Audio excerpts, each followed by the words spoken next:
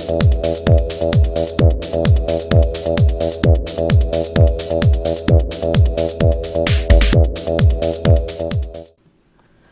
folks, today I'd like to take a casual peek into the DC Comics Action Figure Archive. It's a book by Scott Beatty, and I found this over at our local bookstore chain called Borders.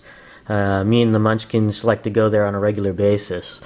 And we were going through the clearance section, and I saw this at the corner of my eye. It's like, oh, I saw these superheroes on a cover of books, and when I looked at it, it's an actual archive of all the DC action figures. It was published in 2007, so the DC Universe Classics are not in this book, but it was clearance down to $5. I think it was originally $30, I believe. Let me take a look here.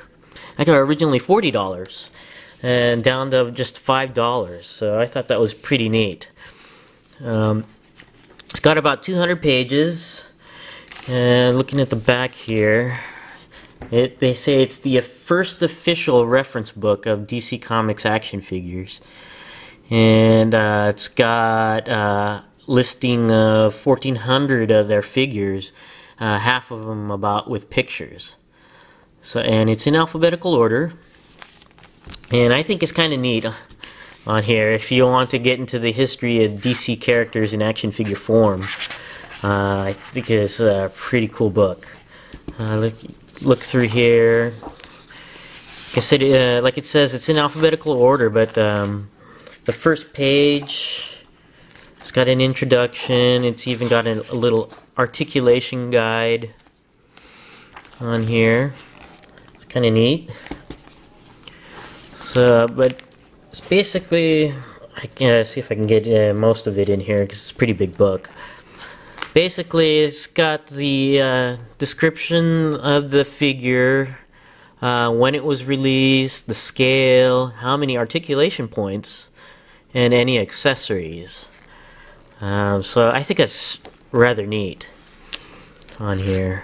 Not like I said, it's got only half of them are with pictures, but I still think it's pretty cool, especially the older figures when you're going back to like the 70s or before.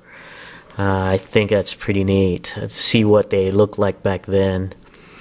Of course, a lot of them are going to be in the modern age on there, but it's cool to see some vintage figures too.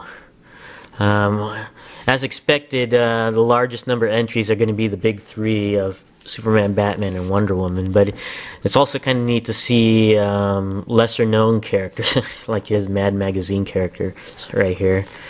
So, but I think it's really, really neat, especially if you're into the historical stuff in there.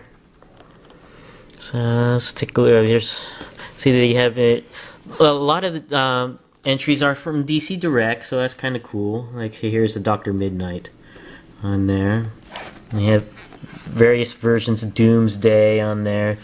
So I think it's really, really cool if you're into this, looking at the historical perspective of action figures. If you can find one like I did for $5, I highly recommend picking it up. It's a really cool book. So, but that's my casual peek into the DC Comics Action Figure Archive. Thanks for watching, and I'll see you next time.